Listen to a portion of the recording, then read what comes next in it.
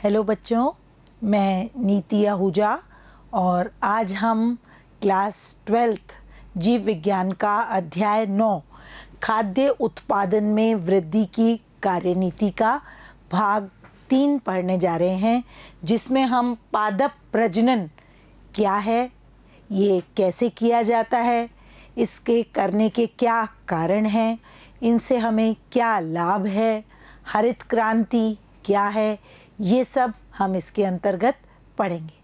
तो बच्चों शुरू करते हैं पादप प्रजनन से।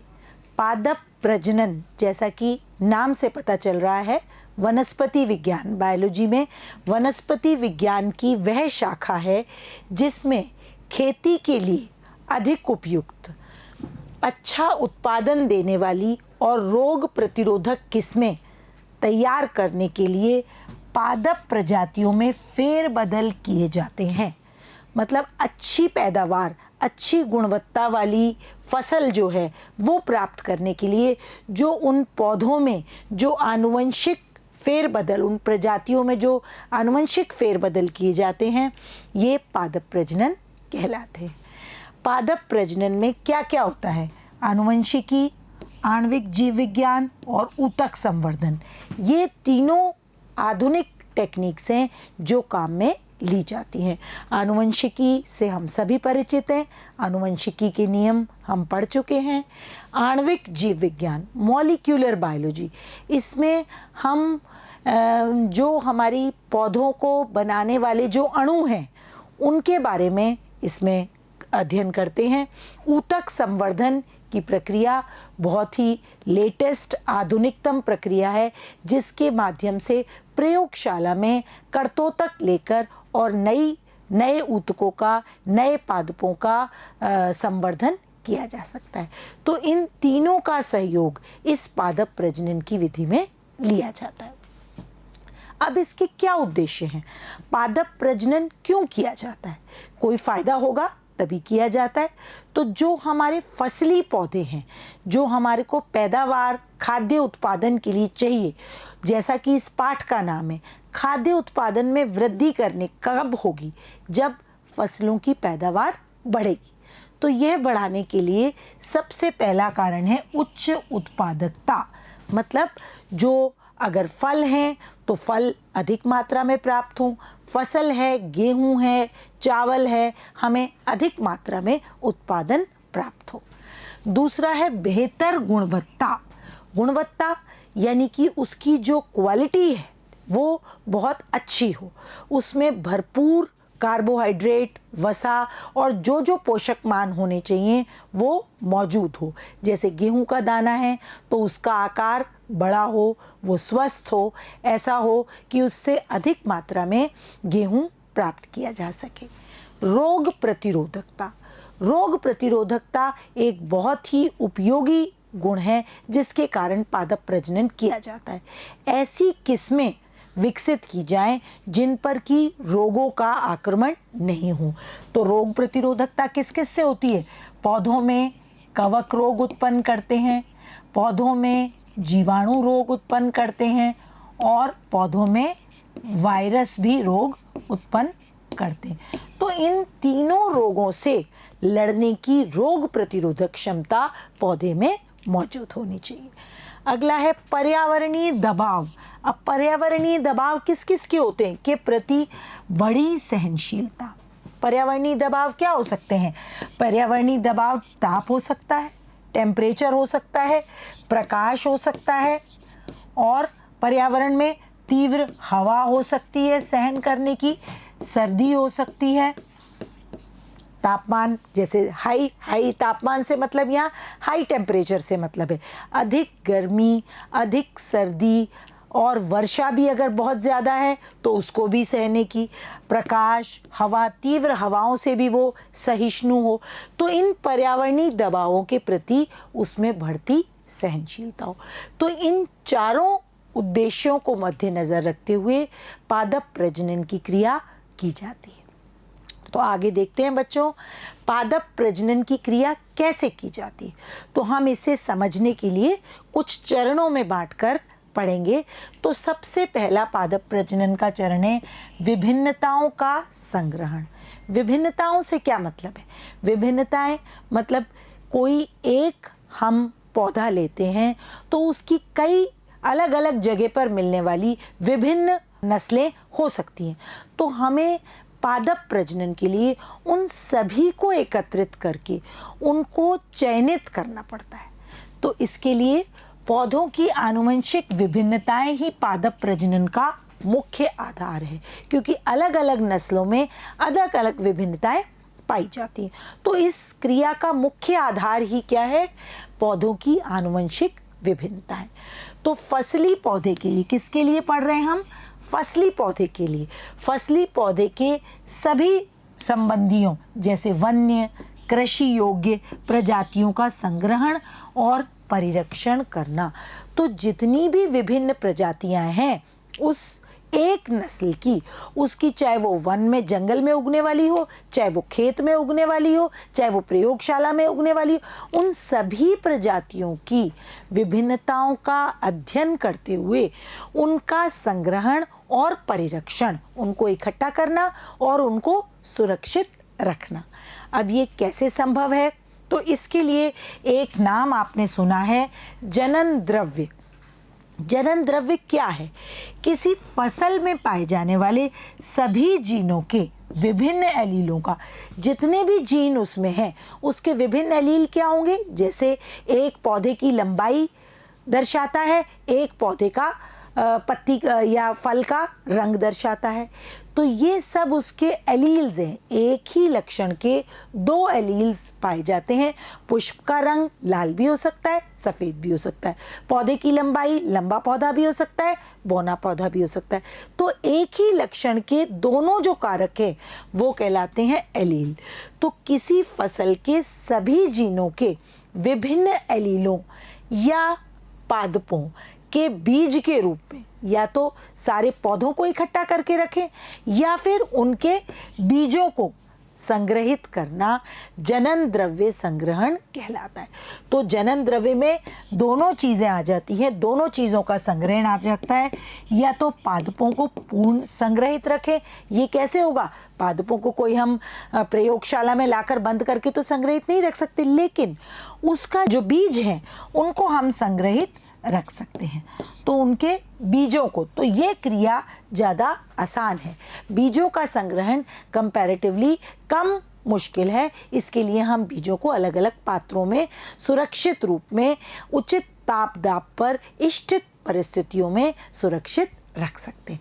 तो इसको कहलाता है, ये कहलाता है जनन द्रव्य, जिसमें सभी जीन के विभिन्न एलीलों का एकत्रीकरण किया जाता है। इसके लिए या तो पादपों को या उनके बीजों को संग्रहित किया जाता है।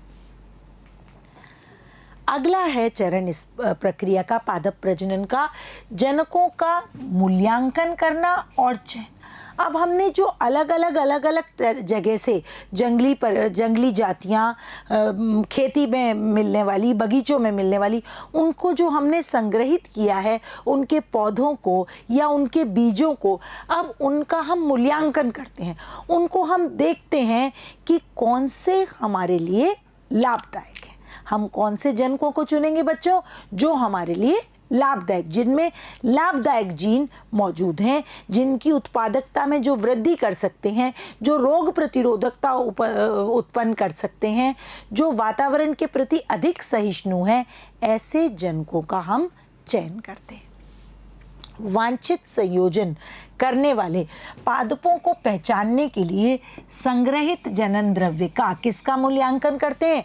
जो जनन द्रव्य हमने पिछले चरण में एकत्र किया था उसको हम देखते हैं कि उसमें से कौन से जीन हमारे लिए फायदेमंद हैं।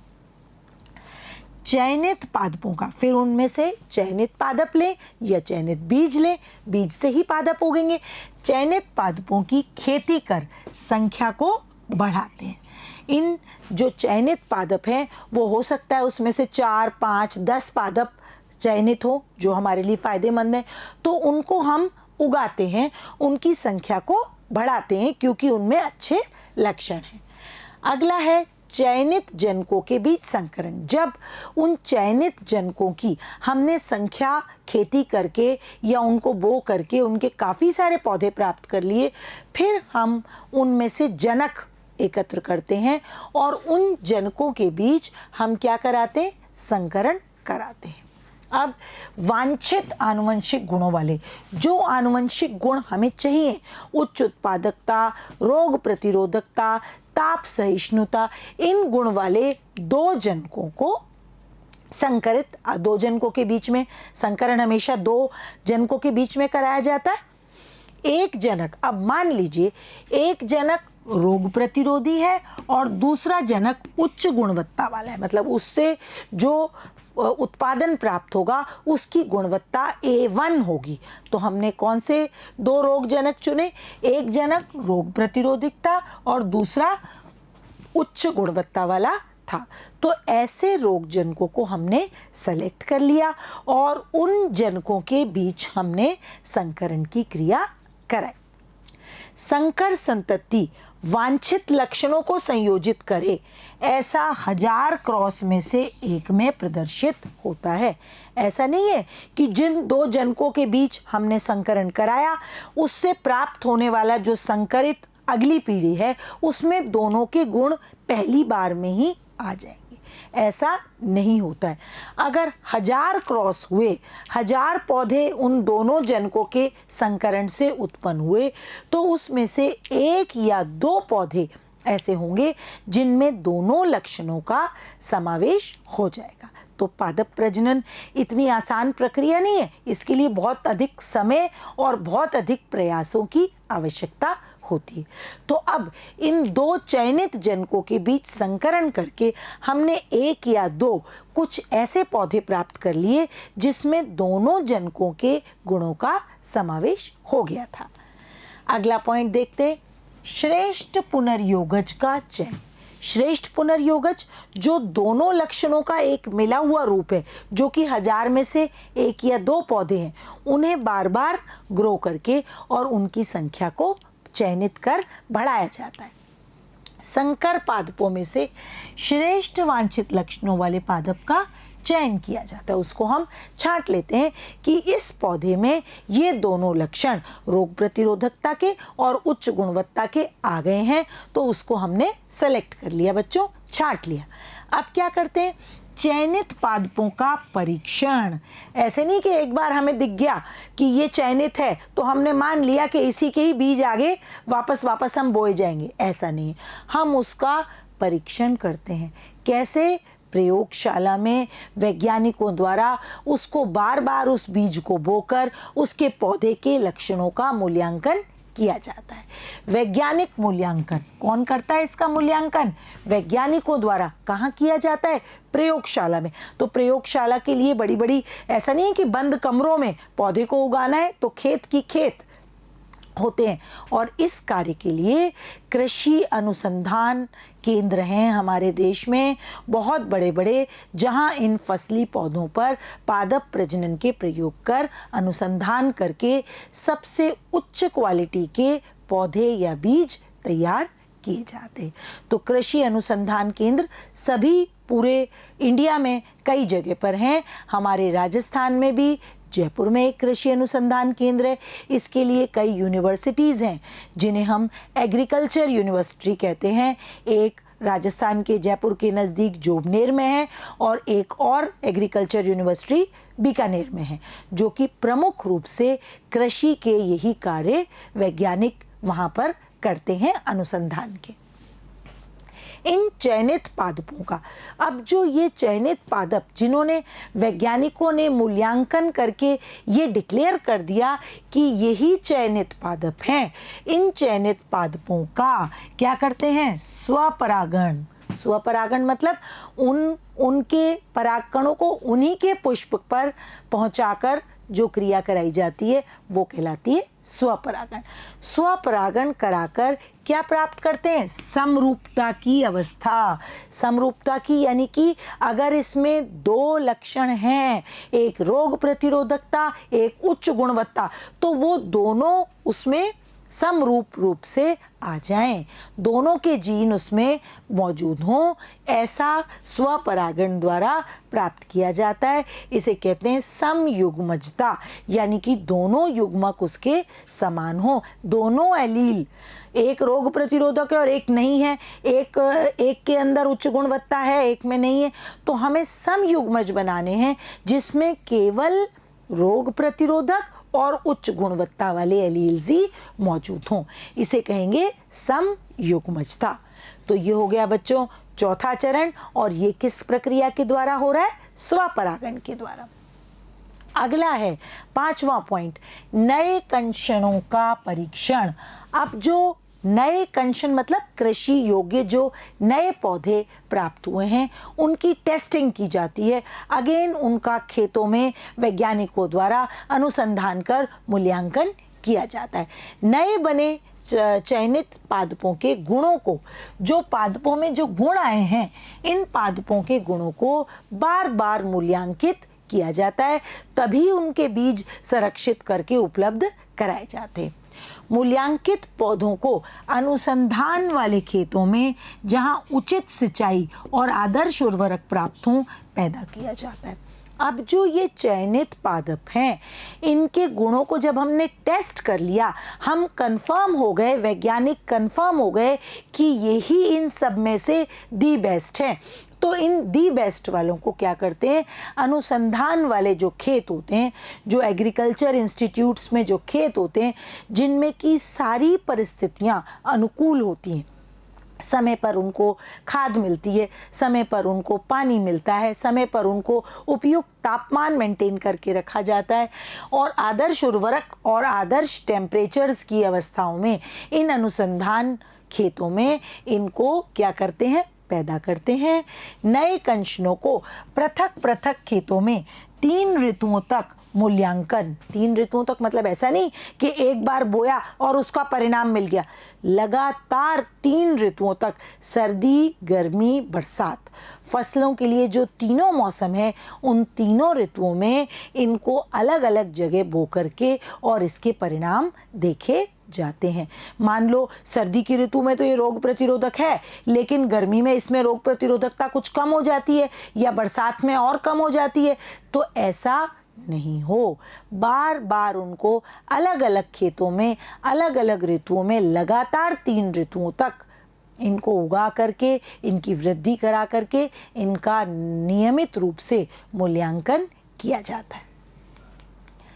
नए कंशनों को निर्मुक्त करना। अब जब लगातार कई मूल्यांकनों के बाद, वैज्ञानिकों द्वारा परीक्षणों के बाद, तीनों ऋतुओं में अलग अलग खेतों में उनको बोने के बाद, उससे प्राप्त जो पैदावार है उसका फिर से पुनः मूल्यांकन के बाद, जब ये वैज्ञानिक कंफर्म हो जाते हैं, ये पक्का हो जाता है कि यही कृषि योग्य नए चयनित ये हैं कंशन हैं, तो उनको निर्मुक्त करना मतलब उनको रिलीज़ कर दिया जाता है, डिक्लेयर कर दिया जाता है कि ये दी बेस्ट हैं, और उनके बीजों को व्यापारिक रूप से किसानों को बोने के लिए दिया जाता है।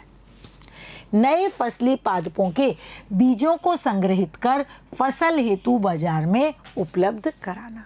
अब जो कृषि योग्य फसल जो चयनित गुणों वाली है, इसके बीजों को इकट्ठा किया जाता है और उसको अगली फसल बोने के लिए किसान को बाजार में उपलब्ध कराया जाता है। राष्ट्रीय बीज निगम ये एक हमारे देश में एक बनाई हुई संस्था है, जिसमें बीजों का गुणवत्ता के आधार पर उनका प्रमाणीकरण करते हैं। बीज की गुणवत्ता की जांच करके प्रयोगशाला में, और ये प्रमाणीकृत करके देते हैं कि इस बीज के बोने से ऐसी फसल होगी। तो ये प्रमाणिकता कौन करता है? राष्ट्रीय बीज निगम। किसके आधार पर? बीजों की गुणवत्ता के आधार पर। ऐसे बीजों को प्रमाणित बीज कहा जाता है। बिल्कुल वो प्रमाणित हैं कि जैसी उत्पादकता या जैसे गुणों वाला उसको कहा जा रहा है वो वैसा ही होगा। इसके लिए राष्ट्रीय बीज निगम का सर्टिफिकेट मिलना जरूरी है, तभी वो बीज प्रमाणित बीज कहलाएगा। क्या सर्टिफिकेट मिलता है कि सारे मूल्यांकन और प्रेक्षणों के द्वारा फील्ड्स में, अनुसंधान केंद्रों में इसका अध्ययन कर लिया गया है और यही सही है। इसमें इससे रोग प्रतिरोधकता भी उत्पन्न होगी और अच्छी गुणवत्ता भी उत्पन्न होगी, तभी उसका प्रमाणीकरण राष्ट्रीय बीज निगम करता है। तो ये बच्चों पादप प्रजनन की प्रक्रिया और इसके भिन्न भिन्न चरण हुए। अब इससे क्या लाभ हुआ? पादप प्रजनन से हमने अभी 2 लाभ तो अभी हमने पढ़े, रोग प्रतिरोधकता और अच्छी गुणवत्ता। तो इसका 2 जनकों में जो अलग अलग गुण था उसका एक में समावेश हो गया। तो उसके लिए हमको एक ही ऐसा पौधे का बीज प्राप्त हो गया जिसमें कि दोनों गुण मौजूद थे। तो ये किसके द्वारा संभव हो पाया? पादप प्रजनन की क्रिया के द्वारा। तो समझ में आया बच्चों पादप प्रजनन? इसके 6 चरण हैं और कैसे ये किए जाते हैं ये मैंने आपको बताया। तो अब आगे चलते हैं हम अधिक उत्पादन वाली किस्मों का विकास और हरित क्रांति। तो हरित क्रांति क्या चीज़ है? हरित क्रांति से क्या लाभ है? हरित क्रांति का नाम आप सभी ने सुना है। तो देखते हैं बच्चों, हमारे देश के बारे में, हमारे भारत देश के बारे में आप सभी परिचित हैं। हमारा भारत देश एक कृषि प्रधान देश है जहाँ की ज़्यादा जनसंख्या कृषि कार्य में समय व्यतीत करती है। भारत की सकल घरेलू उत्पाद की जो 100% है उसमें से 33% आय किससे प्राप्त होती है? कृषि से। और देश की 62% जनता को रोजगार कृषि से प्राप्त होता है। तो हमारी जो पूरी सकल घरेलू उत्पाद की जो सारी 100% में से 33% आय कृषि से होती है और हमारे देश के 62% लोगों को कृषि से रोजगार मिल रहा है। यही कारण है कि हमारा देश कृषि प्रधान देश है। देश की जनसंख्या में लगातार वृद्धि हो रही है जिससे खाद्यान्न की आवश्यकता लगातार बढ़ी है। जब जनसंख्या ज़्यादा होगी तो उनकी भोजन आवश्यकताएं भी ज़्यादा होंगी और खाद्यान्न की आवश्यकता भी ज़्यादा होगी। अब बढ़ती जनसंख्या के लिए पर्याप्त खाद्यान्न उपलब्ध कराना क्या है? एक बड़ी चुनौती का काम है। जैसे जैसे जनसंख्या लगातार बढ़ रही है तो खाद्यान्न का उत्पादन भी लगातार उसी रेशो में बढ़ना चाहिए, तभी अनाज की कमी नहीं होगी, तभी खाद्यान्न की कमी नहीं होगी और सभी पेट भरा रहेगा, सभी का, कोई भूखा नहीं रहेगा। पादप प्रजनन तकनीक के प्रयोग से सन 1960 में गेहूं व धान की उच्च उत्पादन वाली किस्में विकसित की गई। कब? 1960 में के मध्य से गेहूं और धान की उच्च उत्पादक वाली किस्में विकसित की गई और तभी से हरित क्रांति की शुरुआत हुई। हरित क्रांति क्या है? पादप प्रजनन तकनीक से खाद्य उत्पादन में अत्यधिक वृद्धि हुई। कितनी वृद्धि हुई? जो पहले उत्पादन था उससे लगभग 3 गुना उत्पादन बढ़ गया और यही प्रावस्था जो पिछले उत्पादन से पादप प्रजनन टेक्निक के द्वारा 3 गुनी बढ़ गई, यही क्या कहलाती है? हरित क्रांति। मतलब जितनी पैदावार पहले होती थी उसको पादप प्रजनन की विधियों को काम में लेकर के उसको और बढ़ा दिया गया। उत्पादन जितना पहले होता था उससे 3 गुना उत्पादन एकदम से होने लगा, तो ये कहलाती है हरित क्रांति। अब उच्च उत्पादन वाली भारतीय किस्मों के कुछ चित्र मैं आपको यहाँ दिखा रही हूँ।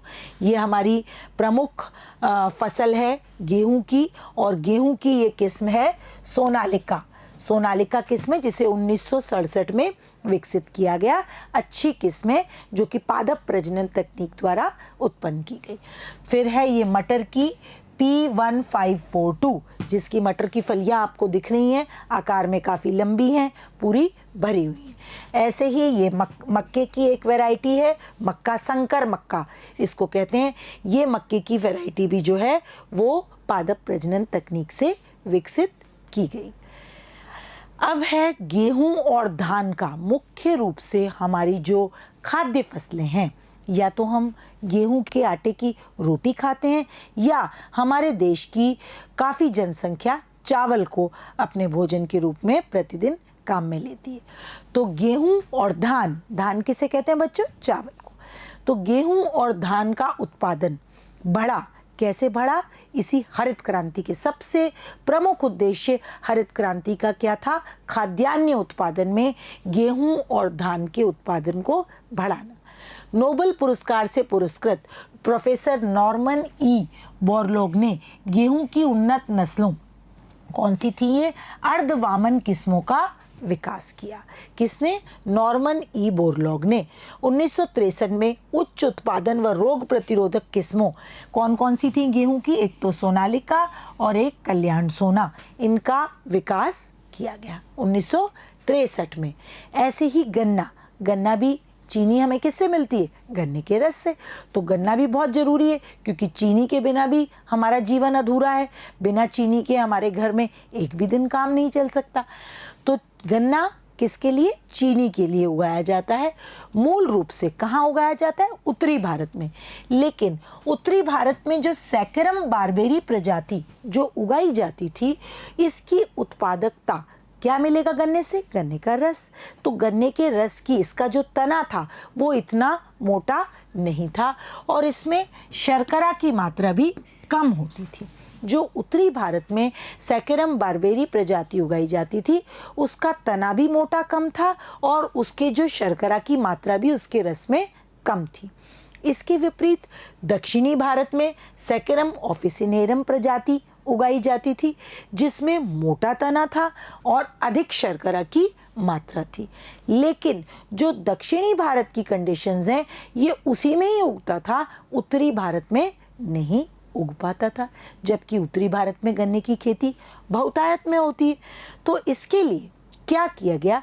इन दोनों प्रजातियों में क्या कराया गया? उत्तरी भारत की और दक्षिणी भारत की दोनों प्रजातियों में सफलतापूर्वक संकरण कराकर मोटे तने वाली और अधिक शर्करा युक्त, गन्ने से हमें ये दो ही लाभ है, अधिक शर्करा युक्त और उत्तरी भारत में उगने में सक्षम। उत्तरी भारत की कंडीशंस में भी इन ऐसी सक्षम प्रजाति उत्पन्न की गई। पादप प्रजनन के द्वारा इस तरीके की प्रजाति जिसका तना मोटा था, जिसमें अधिक शर्करा थी, तना मोटा होगा तो रस ज़्यादा निकलेगा, शर्करा की मात्रा अधिक थी और उत्तरी भारत के पर्यावरणीय परिस्थितियों में उगने में सक्षम था। ऐसी प्रजाति उत्पन्न कर ली गई। उत्तरी भारत की प्रजाति और दक्षिणी भारत की प्रजाति का संकरण कराकर। अब है रोग प्रतिरोधकता के लिए। अब पादप प्रजनन एक तो अच्छी उत्पादकता के लिए गेहूं की, मक्का की, धान की अच्छी किस्में इसके द्वारा विकसित की गई, गन्ने की अच्छी किस्म विकसित की गई। अब आता है रोग प्रतिरोधकता के लिए, मतलब ऐसे पौधे डेवलप किए जाएं जिनमें विभिन्न प्रकार के रोग आक्रमण नहीं कर सके। तो देखते हैं बच्चों, कौन कौन पादप में रोग उत्पन्न करता है। मैंने आपको अभी बताया, जीवाणु, विषाणु और कवक। मुख्यतः हमारे फसली पौधों में जीवाणु, विषाणु और वायरस के जनित रोग ही होते हैं, जिससे हमारी फसल की जो पैदावार है वो 20 से 30% कम हो जाती है, क्योंकि 20 से 30% फसल को ये जो सूक्ष्म जीव हैं ये नष्ट कर देते हैं।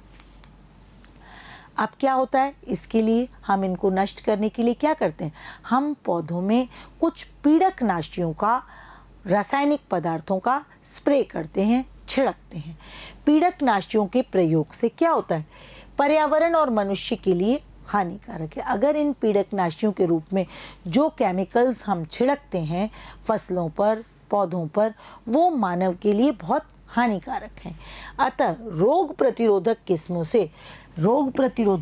से खाद्य उत्पादन में वृद्धि करके पर्यावरण प्रदूषण से बचा जा सकता है। तो हम पहले रोग हो और उसके लिए पीड़कनाशी छिड़कें तो ये इससे हमें डबल नुकसान है, फसल भी कम होगी और मानव स्वास्थ्य को भी दुष्प्रभाव पड़ेगा।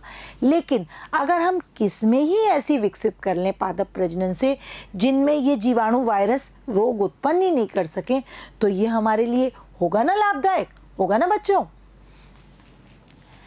अब हम देखते हैं ऐसी पादप प्रजनन की तकनीक जिससे कि रोग प्रतिरोधकता पौधों में उत्पन्न हो। पारस्परिक संकरण तकनीक रोग प्रतिरोधकता उत्पन्न करने की इस विधि में निम्न पद है। इसमें क्या करते हैं हम, संकरण की ही एक टेक्निक है, इसमें हम रोग प्रतिरोधकता उत्पन्न कर रहे हैं। वांछित लक्षण वाले पादपों की पहचान व चयन, पहले जो लक्षण, कौन सा लक्षण चाहिए हमें, रोग प्रतिरोधकता। हम क्या चाह रहे हैं, ऐसी किस्म जो रोग प्रतिरोधक हो। तो ऐसे लक्षण वाले पादपों की पहचान करना, उनको पहले हम पौधों को पहचानें कि ये पौधा है जिसमें कि रोग का संक्रमण नहीं होता है। फिर चयनित जनकों का संकरण, उन पौधों में से हम चयन करके जनकों को निकाल लें। फिर संकर पादपों का चयन, हम संकर पौधों को चयन करें जो इस तरीके से बने हैं। नई किस्म का परीक्षण और विमोचन, और फिर जो नई किस्म बनी है जो कि रोग प्रतिरोधकता रखती है उसका हम परीक्षण करें और उसको फिर हम सभी को बता दें कि इसमें रोग प्रतिरोधकता उत्पन्न हो गई है। तो अब रोग प्रतिरोधी कुछ किस्में जो हमारे भारत देश में हमारे भारतीय कृषि अनुसंधान केंद्र के द्वारा विकसित की गई हैं, इनके नाम हम देखते हैं। तो गेहूं की जो हिमगिरी किस्म है ये रोग प्रतिरोधक है, और गेहूं का जो कीट रोग वगैरह जो कवक संबंधी रोग गेहूं में लगते हैं उससे ये पूर्णतः प्रतिरोधी है। फिर है सरसों की पूसा स्वर्णित किस्म, सरसों जिसके हमें तेल के लिए हमारे देश के बहुत बड़े भाग में सरसों उगाई जाती है, तो सरसों की पूसा स्वर्णित किस्म जो है वो कैसी है, रोग प्रतिरोधक है। ऐसे ही फूल गोभी, फूल गोभी आप सभी ने हम सब्जी के रूप में खाते हैं। फूल गोभी में कीड़ा बहुत जल्दी लगता है। फूल गोभी में कई प्रकार के जीवाणु और कवक और कई प्रकार के कीट लग जाते हैं। तो पूसा शुभ्रा एक किस्म विकसित की गई फूल गोभी की जो कि इन कीटों से प्रतिरोधी है। ऐसे ही मिर्च की पूसा सदाबहार, मिर्ची में भी कीड़ा बहुत जल्दी लग जाता है, तो मिर्ची की भी ये किस्म पूसा सदाबहार कैसी है, रोग प्रतिरोधक है। तो कुछ रोग प्रतिरोधी किस्में जो कि हमारे देश में विकसित की गई हैं, गेहूं, सरसों, फूल गोभी और मिर्च की, इसके मैंने आपको उदाहरण दिए। आगे चलते हैं बच्चों। अब है उत्परिवर्तन प्रजनन। तो उत्परिवर्तन आप पढ़ चुके हैं।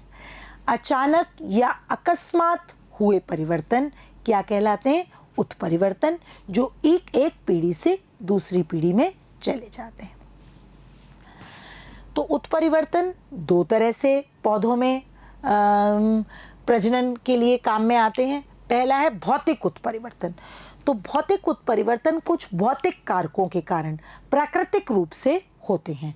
ये कुछ ऐसे तापमान में परिवर्तन अचानक, लेकिन ये होने कैसे चाहिए, एकदम से सडन ड्रास्टिक चेंज। तापमान मान लीजिए 25 डिग्री चल रहा था और अचानक से तापमान बढ़ करके 48 डिग्री सेंटीग्रेड, 50 डिग्री सेंटीग्रेड हो गया, तो अचानक से हो गया।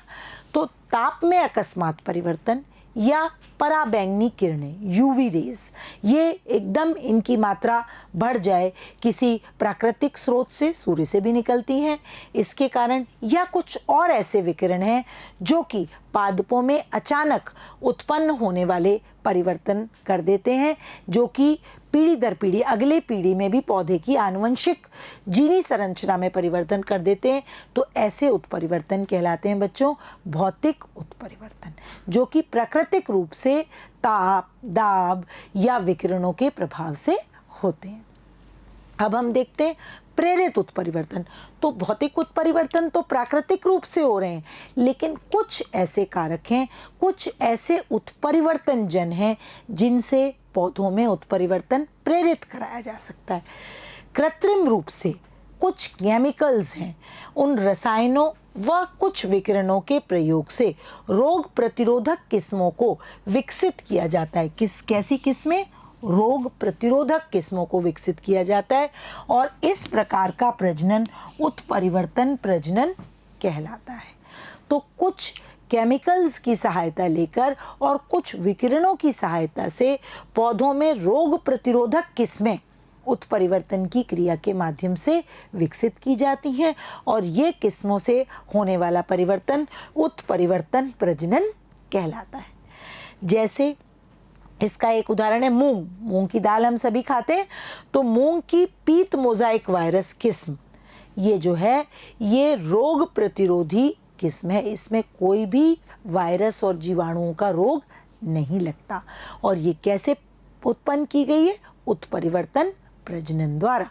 कुछ विशेष रासायनिक पदार्थों या विकिरणों के प्रभाव से जो पौधे में परिवर्तन पैदा किए जाते हैं वो प्रेरित उत्परिवर्तन कहलाते हैं, और इन्हीं के द्वारा ही इन रोग प्रतिरोधक किस्मों को विकसित किया गया है।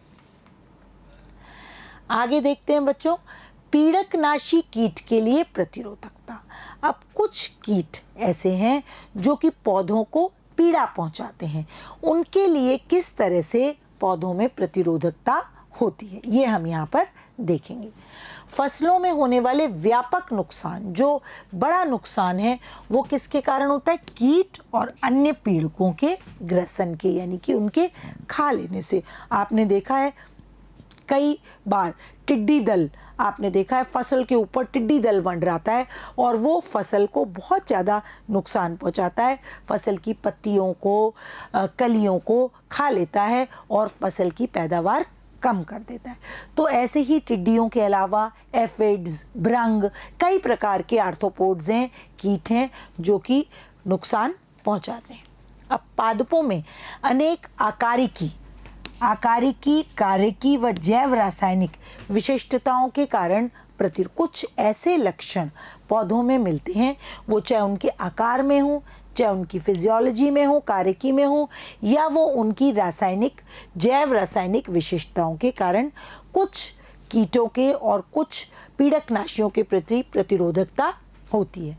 अब पहला देखेंगे आकारिकी विशेषताएं, मतलब आकृति के रूप में पौधों में कुछ ऐसी चीज़ें हों जिससे कि पीड़क, जो पचाने वाले जो कीट हैं, वो उन्हें नहीं ग्रसन कर सके। पत्ती पर कंटीले रोमों की उपस्थिति और तने का ठोस व कठोर होना। तो अगर ये होगा तो कुछ कीट पौधों पर आक्रमण नहीं कर पाएंगे। अगर पत्ती कंटीली होगी तो कीट को वो भक्षण करने में अच्छी नहीं लगेगी और वो उस फसल को नहीं खाएगा। तो ये क्या है? कुछ पौधों की आकारिकी, पौधों के आकार में प्राकृतिक रूप से ऐसी विशिष्टताएं पाई जाती हैं। दूसरा है कार्यकीय विशिष्टताएं। कार्यकीय मतलब फिजियोलॉजिकल, कुछ क्रियाओं में, पौधे की कुछ क्रियाओं में ऐसी चीज़ हो जिससे कि ये कीटों से बच सके। धान में मोटी कोशिका भित्ति, चावल की जो बाहर की परत है वो इतनी मोटी होती है कि उसे आसानी से कोई भी कीट नहीं खा सकता, और उस पर सिलिका का जमाव होता है। चावल आपको मालूम है बच्चों, हम जो खाते हैं वो तो सफ़ेद रंग का होता है, लेकिन उसके ऊपर एक मोटी कोशिका भित्ति पाई जाती है जिसे हटाया जाता है, और उस कोशिका भित्ति युक्त चावल को कहते हैं धान। तो वो एक सुरक्षा है, किससे? कीड़ों से। कीट उस पर आक्रमण नहीं कर पाते क्योंकि वो जो मोटी कोशिका भित्ति है उसके ऊपर जो सिलिका का जमाव है, इस कारण कीट उस तक नहीं पहुंच पाता। जैव रासायनिक पदार्थ, तो कुछ पौधों जैसे मक्का में एस्पार्टिक अम्ल की उच्च सांद्रता मिलती है जिसके कारण भी कीट उसको नहीं खाते। कद्दू कुल के पौधों में एक पदार्थ पाया जाता है, कुकुरबिटेसिन पदार्थ। ये पदार्थ कैसा होता है? कड़वा, जो उसको कीटों के खाने से बचाता है। कड़वी चीज़ लगेगी तो कोई नहीं खाएगा ना, तो कीट भी उसको नहीं खाते। कुकुरबिटेसिन, कद्दू कुल आपको मालूम है, लौकी, कद्दू, तोरई, टिंडा, ये सभी स्कूल में आते हैं। इसे कहते हैं कद्दू कुल या कुकुरबिटेसी। इस कुकुरबिटेसी कुल में एक कुकुरबिटेसिन पदार्थ होता है जो कि स्वाद में कड़वा होता है, इसलिए कीटों के द्वारा इनको नहीं खाया जाता। तो ये कुछ आकारिकी, कार्यकी और जैव रासायनिक चीज़ें हुई जो कि इन कीटों के संक्रमण को रोकती है। अब है उन्नत खाद्य गुणवत्ता के लिए। उन्नत खाद्य गुणवत्ता के लिए पादप प्रजनन, मतलब जो खाद्य मिले वो गुणवत्तापूर्ण हो, उसका पौष्टिक मान जो है वो पूर्ण हो। जैसे 840 मिलियन से अधिक लोगों को पोषण हेतु पर्याप्त आहार नहीं मिल पाता। इससे भी अधिक 3 बिलियन लोग सूक्ष्म पोषकों जैसे प्रोटीन, विटामिन की अपर्याप्तता के शिकार हैं। ऐसा क्यों है? क्योंकि वो अपने भोजन में फल, सब्जियां, दालें, मछली आदि पर्याप्त मात्रा में नहीं खरीद पाते। भूखे नहीं रह रहे हैं वो, लेकिन वो उनका आहार जो है उसमें सूक्ष्म पोषक तत्वों की कमी पाई जाती है। अब ये क्या कहलाती है? ये जो इस तरह की जो भूख है इसको कहते हैं छिपी हुई भूख। छिपी हुई भूख मतलब उनको पता नहीं है कि वो भूखे हैं, लेकिन उनके आहार में उन सूक्ष्म पोषक तत्वों की कमी से उनके शरीर का, उनके दिमाग का प्रॉपर डेवलपमेंट नहीं हो पा रहा, यहाँ तक कि उनकी आयु भी कम हो रही है। तो इसके लिए क्या है? ये क्यों है? अज्ञानता के, पहला तो क्या कारण है? अज्ञानता, और दूसरा है गरीबी। मतलब उन्हें पता ही नहीं है कि उनको क्या खाना चाहिए।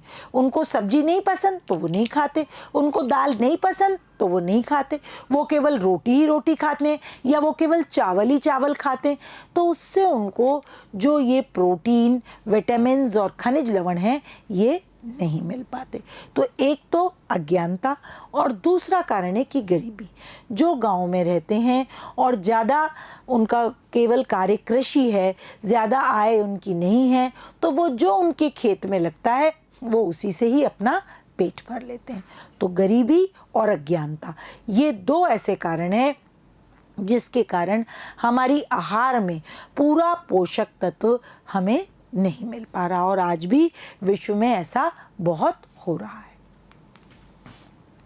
जैव पुष्टिकरण, तो इस चीज को ध्यान में रखते हुए कि आज भी विश्व में इतने लोग अज्ञानता और गरीबी के कारण किसके शिकार हैं? छिपी हुई भूख के शिकार हैं, और उनके शरीर में पोषक तत्वों की कमी रह रही है।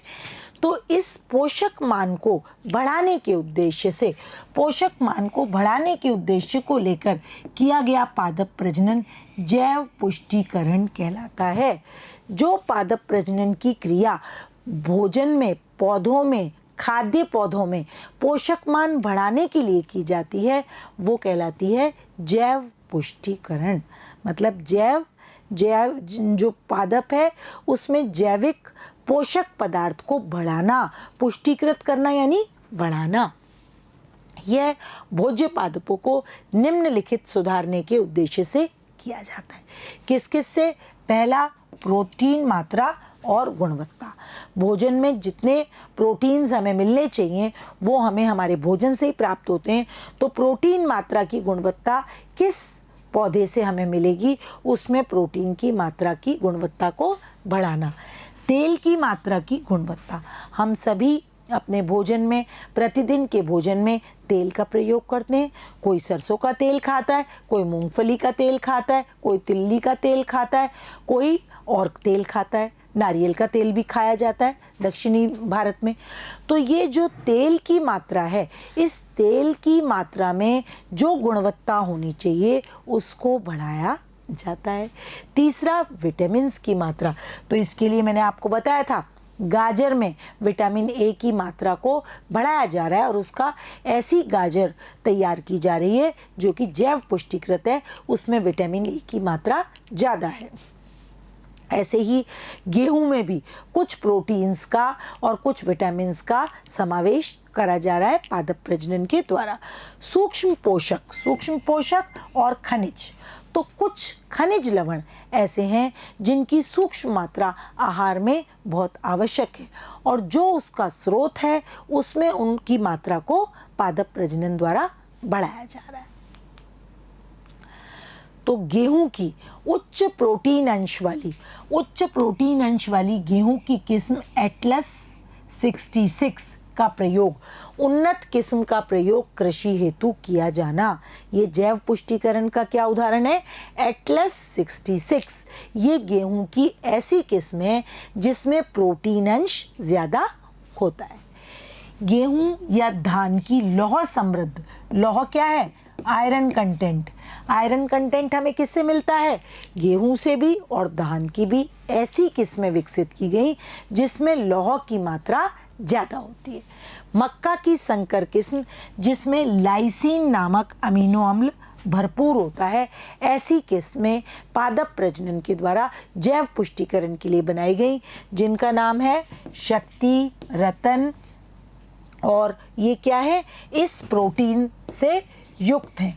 ये क्या है, इस लाइसीन नामक अमीनो अम्ल से भरपूर है, इसलिए इस शक्ति और रतन में प्रोटीन युक्त प्रोटीन की मात्रा ज़्यादा होगी।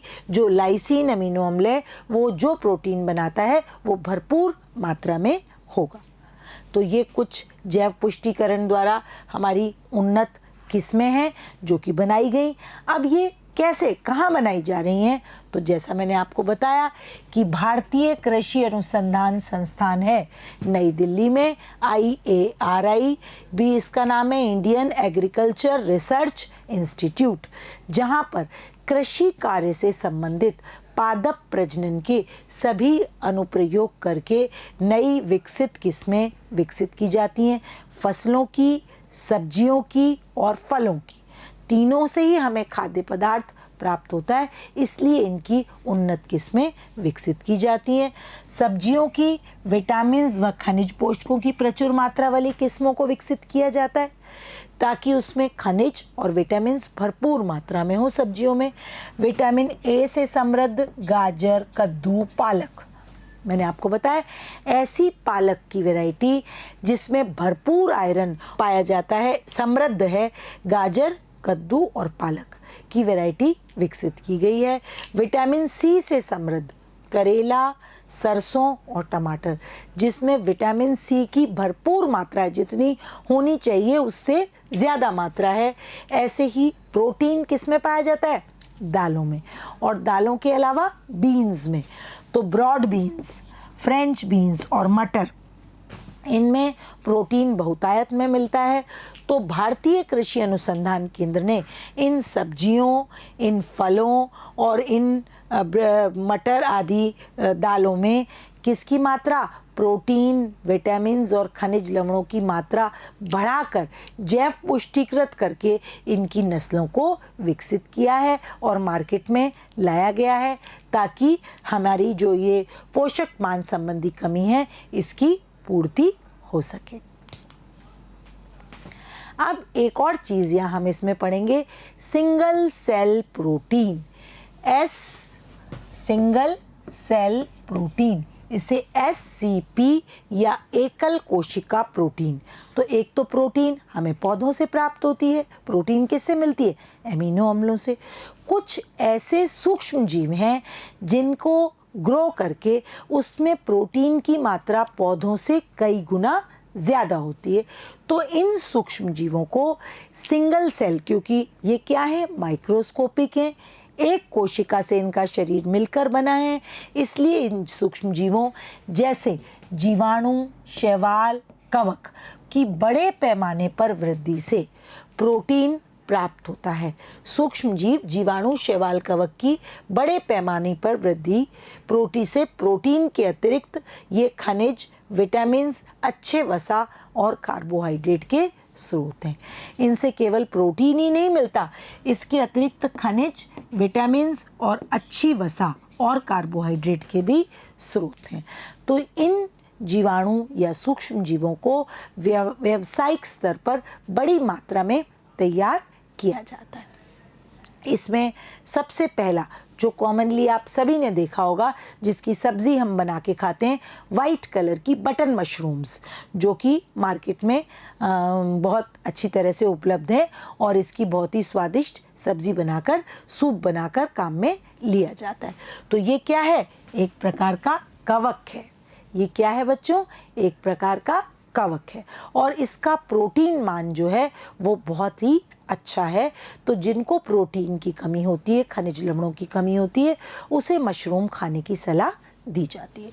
स्पाइरुलाइना शैवाल, ये स्पाइरुलाइना एक शैवाल है जिसको भोजन के रूप में अगर प्रयोग में ले तो उसमें प्रोटीन, खनिज, विटामिन्स और वसा की प्रचुर मात्रा पाई जाती है। एक तो ये फायदेमंद चीज़ें दे रहा है, दूसरा ये पर्यावरण प्रदूषण को भी स्पाइरुलाइना कम करता है। तो जहाँ पर स्पाइरुलाइना की वृद्धि होती है, जहाँ इसको ग्रो किया जाता है, वहाँ पर प्रदूषण भी कम होता है और अच्छा पोषक मान का एक भोज्य पदार्थ भी हमें प्राप्त होता है। इसे सिंगल सेल, क्योंकि ये एक सेल से मिलके बना है इसलिए इसको सिंगल सेल प्रोटीन कहा जाता है। बच्चों, पादप प्रजनन हमने पढ़ा। पादप प्रजनन से हरित क्रांति से बहुत अधिक पैदावार को बढ़ाया गया। अब पादप प्रजनन का भी एक और आधुनिक वर्जन है ऊतक संवर्धन, जो बिल्कुल एक आधुनिक तकनीक है जो पादप प्रजनन से भी बेहतर है। तो हम देखते हैं ऊतक संवर्धन क्या है। जैसा कि नाम से हमें पता चल रहा है, कोशिकाओं का समूह क्या कहलाता है? ऊतक। और इस ऊतक को संवर्धित करना, तो एक तो पादप के शरीर में और एक पादप शरीर से बाहर प्रयोगशाला में उसको जब संवर्धित किया जाता है और उससे नया पादप तैयार किया जाता है तो ये प्रक्रिया ऊतक संवर्धन कहलाती है। पादप प्रजनन की तकनीक धीमी थी और लंबी थी, इसमें बहुत अधिक समय लग रहा था, इसलिए फसल उन्नयन के लिए ये लेटेस्ट टेक्नोलॉजी है ऊतक संवर्धन। फसल उन्नयन कार्यक्रम इससे और भी ज़्यादा अच्छी तरह हो सकता है। अब ऊतक संवर्धन में क्या किया जाता है देखते हैं बच्चों। पादप की कोशिका या ऊतक को निर्जमीकृत परिस्थितियों में किसी तरल कृत्रिम संवर्धन माध्यम में उगाने की तकनीक ऊतक संवर्धन कहलाती है। तो पादप की कोशिकाओं में एक विशेषता होती है, एक विशिष्ट क्षमता होती है जिसे कहते हैं पूर्ण शक्तता। पादप कोशिकाओं में एक विशिष्ट क्षमता होती है जिसे कहते हैं पूर्ण शक्तता, मतलब पूरी शक्ति किस चीज़ की? अपने समान अन्य ऊतक और कोशिकाएं विकसित करने की। तो इसी टेक्निक पूर्ण शक्तता का ही गुण का प्रयोग इस ऊतक संवर्धन तकनीक में किया गया है। इसमें क्या किया गया है? पादप कोशिका को निकाल करके प्रयोगशाला में एक कृत्रिम संवर्धन माध्यम में ग्रो कराया जाता है, उगाया जाता है और नए पादप तैयार किए जाते हैं। अब पूर्ण शक्तता क्या है? किसी पादप की विभेदित कोशिका का उचित परिस्थितियां मिलने पर पूर्ण पादप में विकसित हो जाने की क्षमता पूर्ण शक्तता है। मतलब उस कोशिका को अगर उचित परिस्थितियां मिले जैसा कि पादप के शरीर में विकास के लिए आवश्यक थी, तो उस कोशिका से नया पादप पूरा के पूरा बनाया जा सकता है और ये गुण पादप का कहलाता है पूर्ण शक्तता। इसी गुण के कारण ऊतक संवर्धन तकनीक प्रारंभ की गई। अब ऊतक संवर्धन की आवश्यकता, क्या क्या चीज़ें इस तकनीक के लिए हमें चाहिए? तो सबसे पहले हमें संवर्धन माध्यम चाहिए। अब हमें जहाँ पर उस ऊतक या कोशिका को संवर्धित करना है तो इसके लिए हमें पोषक की, ऊतक को किसकी आवश्यकता होती है? पोषक पदार्थ की। तो पोषक पदार्थों में क्या माध्यम कैसा लिया जाता है? या तो ठोस या तरल। इसके अलावा टेस्ट ट्यूब चाहिए या पेट्री डिश या फ्लास्क में इस पोषक माध्यम को रखा जाता है। और पोषक माध्यम में क्या क्या चीज़ें होनी चाहिए? पोषक माध्यम में कार्बनिक पदार्थ, अकार्बनिक लवण, वृद्धि नियामक पदार्थ, ये 3 चीज़ों का होना बहुत आवश्यक है। पहला कार्बनिक पदार्थ, दूसरा अकार्बनिक लवण और तीसरा वृद्धि नियामक पदार्थ।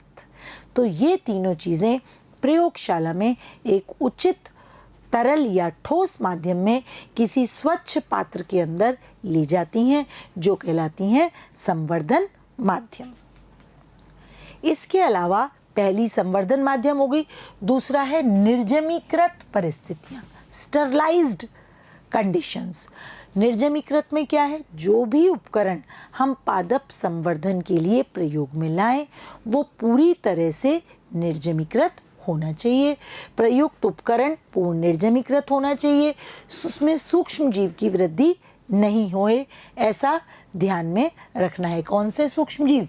अवांछनित सूक्ष्म जीव, नहीं तो जो उससे पादप डेवलप होगा, नया पौधा जो बनेगा वो रोगग्रसित होगा।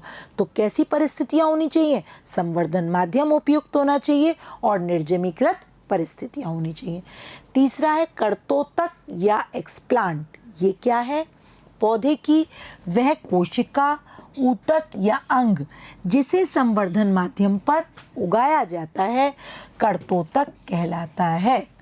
तो कर्तोतक यानी कि वो ऊतक, कोशिका या अंग जिसे कि पादप से निकालकर प्रयोगशाला में संवर्धन माध्यम में उगाया जाता है। इंग्लिश में इसे हम कहते हैं एक्सप्लांट, यानी कि प्लांट बनाने वाला एक्स टुकड़ा, इसे कहते हैं कर्तोतक।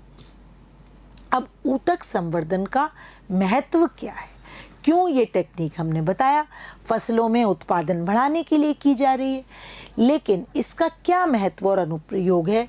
सबसे पहला, कम समय लगता है। इसमें समय बहुत कम लगता है। पादप प्रजनन में तो इस पूरे जो 6 चरण पड़े थे उसमें वर्षों लग जाते हैं, लेकिन क्योंकि ये प्रयोगशाला में नियंत्रित कंडीशंस में की जा रही है, इसलिए इसमें कम समय लगता है और कम समय में हजारों पौधों को निर्मित किया जा सकता है। तो ये एक बहुत बड़ी विशेषता हो गई, समय की बचत हो गई। और आजकल तो है ही समय की बचत का ज़माना, कैसे हम कम से कम समय में अधिक से अधिक काम करें, ये कार्य आजकल चल रहा है। तो ये आधुनिकतम तकनीक है। ये संवर्धन चूँकि प्रयोगशाला में किया जाता है, अतः बाह्य पर्यावरणीय परिस्थितियों का कोई फर्क नहीं पड़ता। जैसे हमने पादप प्रजनन में उस जो चयनित कंशन था उसे हमने 3 ऋतुओं में उगाया और देखा कि उसका क्या असर पड़ रहा है। तो यहाँ पर क्योंकि नियंत्रित परिस्थितियाँ हैं, प्रयोगशाला है, इसलिए बाह्य मौसम का, पर्यावरणीय परिस्थितियों का इस पर कोई प्रभाव नहीं पड़ता। इसके द्वारा सोमा क्लोन का निर्माण किया जाता है, जिसकी विभिन्नताएं अधिक महत्व रखती हैं। मतलब इससे बनने वाला जो सोमा क्लोन होता है उसमें जो विभिन्नताएं आती हैं वो बहुत महत्व वाली ही होती है। तो ये हुआ इसका महत्व। इसके अलावा हम जो प्रयोगशाला में निर्जमीकृत परिस्थितियां रखते हैं उससे रोग मुक्त पादपों का निर्माण होता है। अगर हम खेत में लगाएंगे तो संभव है कि कोई रोग भी उसमें लग जाए, लेकिन क्योंकि प्रयोगशाला में परिस्थितियां कैसी हैं? निर्जमीकृत।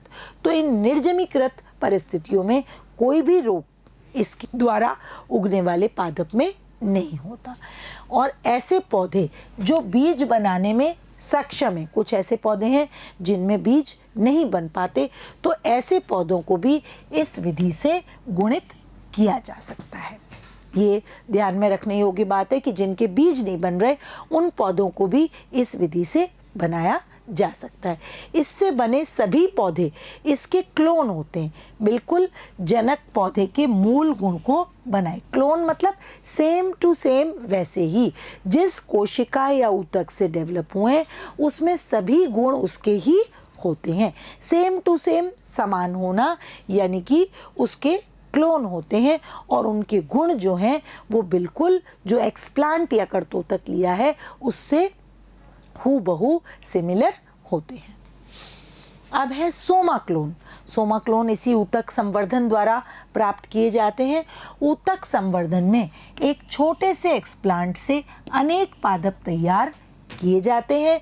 ये सभी पौधे आनुवंशिक रूप से जिस पौधे का एक्सप्लांट लिया गया था उसके बिल्कुल समान होते हैं, एक्सप्लांट जिसका लिया गया था उसके, और बिना लैंगिक जनन के केवल वर्धी प्रजनन द्वारा, वेजिटेटिव रिप्रोडक्शन द्वारा या कायिक प्रजनन के द्वारा ये उगते हैं। अतः इनको सोमा क्लोन कहा जाता है, क्योंकि ये कैसे तैयार किए जाते हैं? छोटे एक्सप्लांट से तैयार किए जाते हैं, आनुवंशिक रूप से उसके बिल्कुल समान होते हैं एक्सप्लांट के।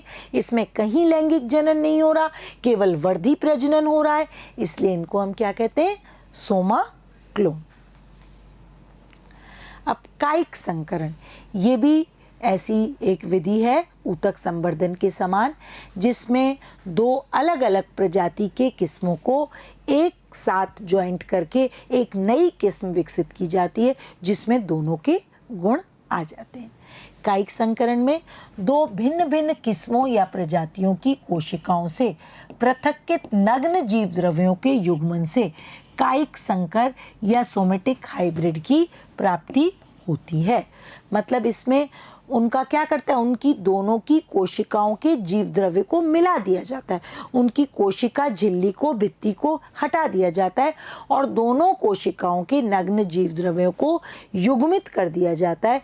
उससे क्या बनता है, सोमेटिक हाइब्रिड की प्राप्ति होती है और ये टेक्निक सोमेटिक हाइब्रिडाइजेशन या कायिक संकरण कहलाती है। और जो पादप इस टेक्निक से बनते हैं वो कहलाते हैं साइब्रिड, क्योंकि ये कायिक संकरण से बन रहे हैं, इसलिए इसे क्या कहते हैं, साइब्रिड। अब ये देखिए, इसका चित्र है, ये ए कोशिका है, ये बी कोशिका है। दोनों कोशिकाएं पूर्ण विकसित कोशिकाएं हैं। इसमें जीव द्रव्य, रिक्तिका, केंद्रक, कोशिका भित्ति सब आपको दिखाई दे रही है। अब हमने क्या किया कि इसकी ये क्या है, प्लाज्मा झिल्ली, इसकी कोशिका भित्ति को रिमूव कर दिया। अब क्या है, प्लाज्मा झिल्ली।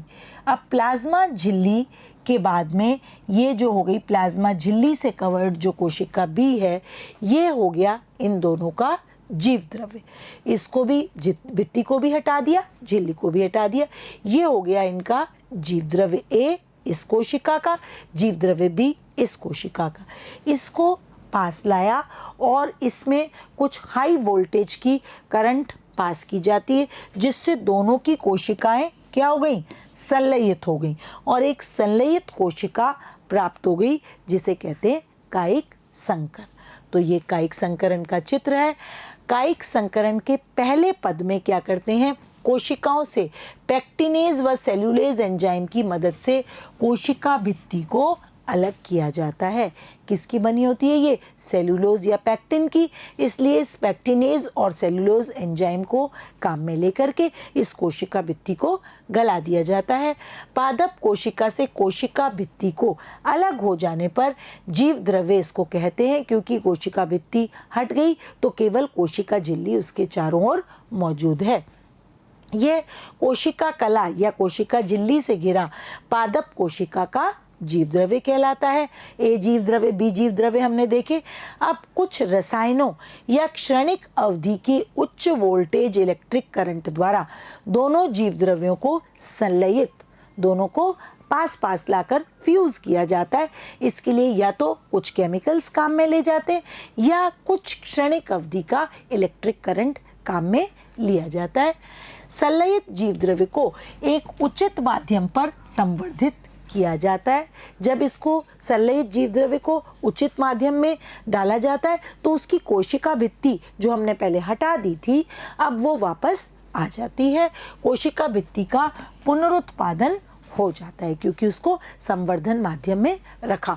तो उसको पूरी कोशिका बनना है, तो पूरी कोशिका बनने के लिए कोशिका झिल्ली के बाद पादपों में कोशिका भित्ति मिलती है, तो संवर्धन माध्यम में कोशिका भित्ति पुनः बन जाती है। अब ये कोशिका विभाजित होकर लघु पादपों, प्लांटलेट्स का निर्माण कर देती है। अब जब ये पूर्ण कोशिका बन गई तो इससे बहुत से छोटे छोटे पादपक बन जाते हैं। अब इसका एक बहुत अच्छा उदाहरण है, आलू और टमाटर का कायिक संकर बनाया गया है, जिसमें आलू की कोशिका और टमाटर की कोशिकाओं के जीव द्रव्य में संलयन करा दिया गया और आलू से पो और टोमेटो से मेटो लेके इसका नाम पोमेटो, पोटैटो और टोमेटो, तो पोमेटो इसका नाम रखा गया है। इसमें आलू और टमाटर दोनों के लक्षण एक ही पादप में पाए जाते हैं। तो ये हो गया बच्चों कायिक संकरण। कायिक संकरण बहुत ही उपयोगी है और इसका एक उदाहरण है पोमेटो। आगे हम अगले पार्ट में ऊतक संवर्धन पढ़ेंगे। आज यहीं ख़त्म करते हैं। धन्यवाद।